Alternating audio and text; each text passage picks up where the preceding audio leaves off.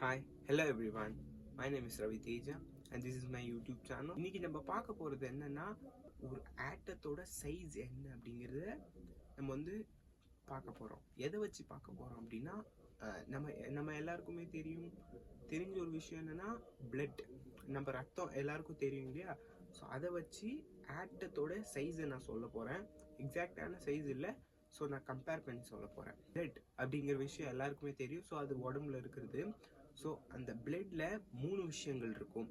First RBC, WBC, platelets. நம்ம டபிள்யூபிசியும் பிளேட்லெட்ஸும் விட்டுடலாம், நமக்கு ஆர்பிசி எடுத்துக்கலாம்.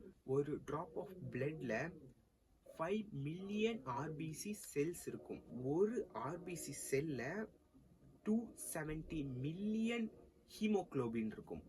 ஹீமோகுளோபின்னா வேற எதுவும் கிடையாது, அது ஒரு டைப்பான புரோட்டீன்.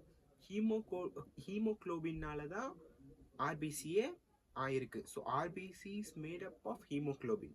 அந்த ஒரு ஹீமோகுளோபின் எடுத்துக்கிட்டா ஸோ நம்ம அதால மைக்ரோஸ்கோப்ல பார்க்கவே முடியாது, ரொம்ப சின்னசா இருக்கும்.